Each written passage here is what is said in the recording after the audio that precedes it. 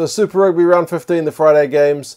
13 certainly proved to be an unlucky number this kind of in this set of 3 games, with all 3 sides that scored 13 points playing away from home and going down.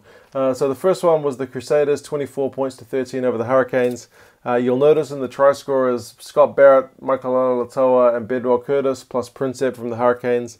All forwards. What does this tell you? It was a pretty wet game. It was messy. It was ugly.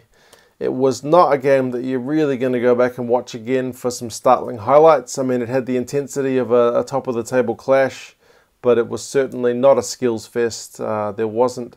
I mean, Prinsep's try was kind of highlight reel worthy, but there wasn't a whole lot of just flashy rugby on display. It was a lot of grind. So like I said, yeah, wet game, messy start, loose passes, lots of drop ball.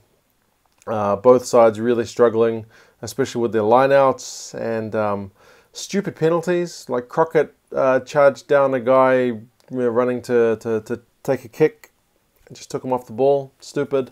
And Geordie Barrett kind of tucked his arm in, put a shoulder in when charging down a kick, so late hit on the kicker. Just silly stuff. I mean, charging down a kicker sometimes it's hard to pull out of, but still it did look not ideal.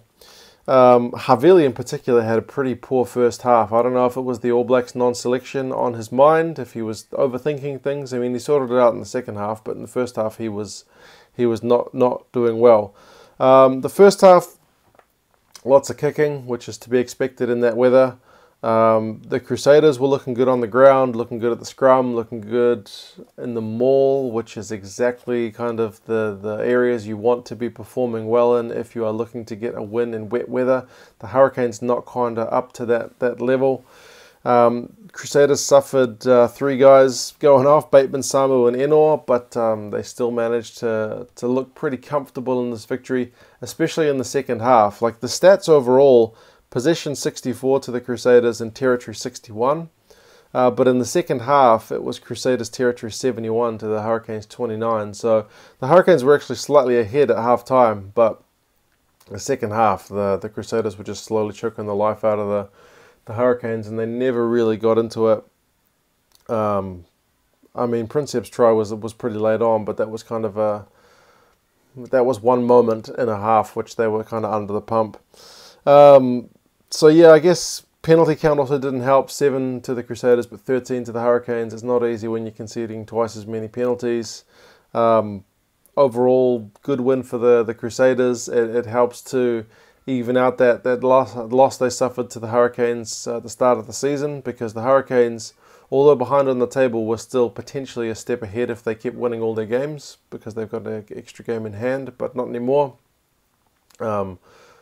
I think they still have an extra game in hand, but now that they don't have that extra, the Crusaders, the game in hand will just be to catch up to the Crusaders where they are now anyway. Previously it was if they'd won all the games they would have leapfrogged the Crusaders when the Crusaders went on the bye. Yeah, not a great spectacle, but definitely important for the conference. Canes never really looked like winning. A bright spot is they did deny the Crusaders a bonus point, because they were kind of looking like that at one point. They were 3 tries ahead. But also, likewise, the Crusaders will be pretty happy that they didn't allow the Hurricanes to get within 7 and take a losing bonus point. So, I mean, neither side's going to be totally happy with that, but I guess kind of middle of the road. Crusaders travel away to the Chiefs next week, which will be tough, and equally for the Hurricanes away to the Highlanders. So both away to New Zealand opposition, who until now have kind of been at a level slightly below. So we'll see if they're able to get the job done kind of away from home. Hurricanes especially will be pretty happy that the game's going to be indoors next week, because yeah, that weather really didn't seem to suit them at all. Next game, Rebels, Sunwolves. Rebels take them out 40 points to 13. 3 tries to Korobidi, 2 to Maddox, 1 to Murphy, and for the Sunwolves, 1 to Lemeki. It was the Sunwolves who got the first try. It was pretty early on. After watching that first game, which was a real grind, seeing, I mean, the first, it was 7-all, I think, after about 6 or 7 minutes. So it was a nice kind of shift of pace, although the defence was pretty lacking in some areas for both these sides. At least the weather was better, I guess.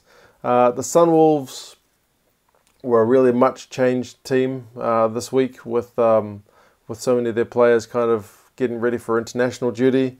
So they definitely look a bit less organised than last week, although not kind of dramatically worse.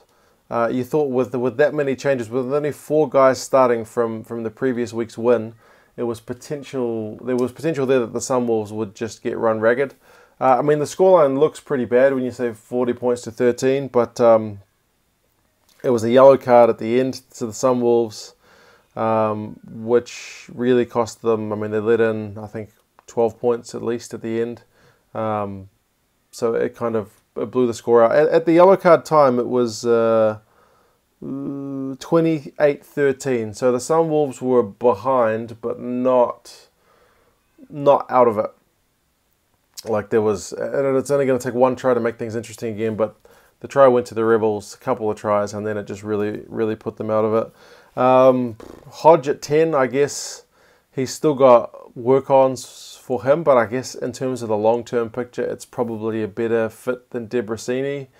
Debrasini's got a big old boot, and he shovels the ball on pretty well, but in terms of his running game, he's not the best. Defensively, he's okay. But yeah, I feel like he was only a late call-up to this Rebels squad anyway. I don't think he was originally supposed to be part of it, so perhaps Hodge, if he can work on things, or Maddox. I'd like to see someone else get a crack just in terms of the long term, but I guess going with Debrasini has been kind of a safe option so far. But yeah, they got the win without him, so we'll see if Debrasini comes back next week.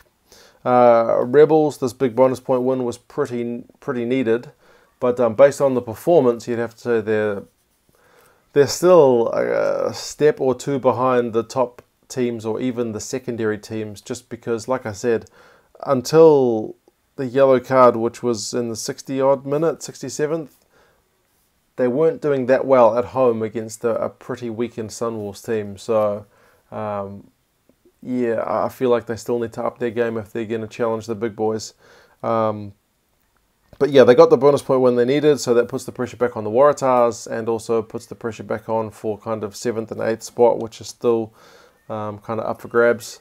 For the Sunwolves, their 2-game winning streak is over, which is a pity, but yeah, it's a pity for them that they got kind of hammered at the last kind of 15 minutes of the game, and it makes them look, underdone, but yeah, it was a good chance for some of the other guys to get some game time, and once they get the other guys back, hopefully they can keep challenging other teams for the rest of the season, perhaps give us another upset or two. The Rebels go away to the Blues next week, which becomes a very important fixture for them. The Sunwolves are away to the struggling Brumbies, so that will be also an interesting one to see if the Brumbies are able to kind of avoid the wooden spoon anyway. It's still going to be this weakened Sunwolves team, so they're going to have a good chance. Third game, Jaguares have taken down the Sharks 29 points to 13. 3 tries to Moyano, 1 to Delgi. Sharks the 1 try to Rambotha. How good does it look when the stadium's pretty much full? I know there's that one section of the stand they don't sell tickets to, kind of like the Highlanders. They've got one section of the ground which is always empty, but yeah, it just looked amazing on camera to see such a good crowd, and yeah, it just makes it look like a spectacle. And yeah, the game kind of lived up to it, I guess. It wasn't as ugly as the first game, and it probably wasn't as free flowing as the second game. It was a bit of an arm wrestle, but at least there were some pretty good skills on display at times.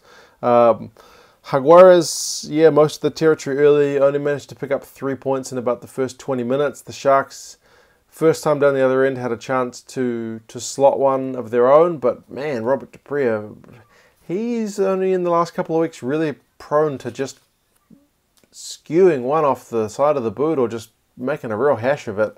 I don't know if it's the pressure or maybe he's got Springboks call up on his mind if he's worried about that, but that's not a good way to win any kind of praise from the coaches or from Rassie Erasmus just doing that. It's just, there was a sitter that he missed, and it's just, I mean, I guess we all make a mistake every now and again, but yeah, he should have slotted that.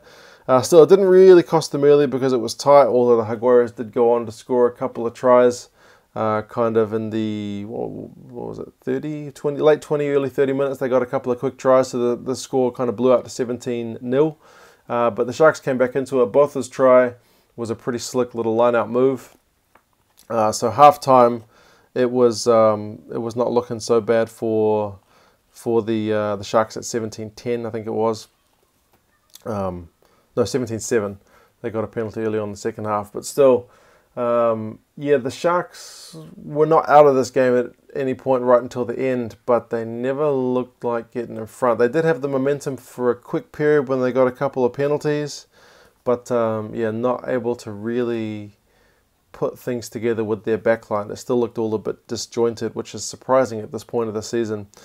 Issues with line-out not being straight for the Sharks. For the Jaguares, issues with their hands at times. They probably could have had a couple more tries if passes had gone to hand.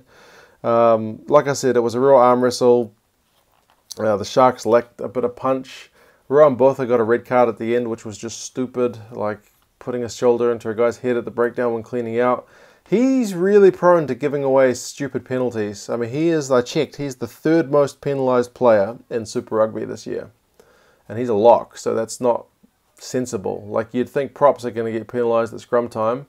And perhaps, you know, your number 7 or 6, whichever, if you're from South Africa or New Zealand, whoever your open side is who's going for over the ball is probably going to get penalised a fair bit as well. But yeah, he's prone to some silly ones, and this was a silly one. So once he went off, the game was pretty much done and dusted. The Jaguares were already ahead, and yeah, I think it was 24-13, and yeah, they just were able to put in a kind of nail in the coffin with a bonus point to make it 29-13 right on the 80th minute, which for the Jaguares gives them a bonus point, which is really fantastic. Like, it really puts them in this race. They're only 2 points behind the Lions in South Africa. So the Lions can really feel them breathing down their neck, I'm sure. And it puts them ahead of the Highlanders and the Chiefs on the overall table, but they have played 2 more games. Highlanders and Chiefs still to play tonight, and overall still 1 other game to play. So you got to think that they'll probably slip back below, but that just shows you kind of where they're at. Stats of this game, the Jaguares had almost double the run meters.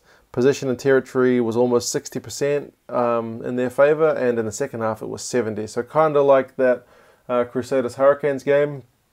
In the second half it was really more like one-way traffic. So yeah, great form for the Jaguares. The run goes on. I'm not sure when it's going to end. They've still got some games in South Africa to play. But yeah, massive bonus point win for the Sharks in the game, but never really enough to win it. Pretty disappointing to lose to someone in your conference and also competing in the same area of the table. So yeah, not able to kind of yeah, get things to click, which is really the most frustrating thing with the Sharks, because we've seen what they can do, they just can't do it consistently. Neither of those teams are playing next week. I don't think any of the South African teams have got games in round 16. They've all got a week off, so we'll see what happens with South African team selection, which is today. Eagerly awaiting that. But yeah, let me know your guys' thoughts on these games, and I will talk to you again soon. See you later.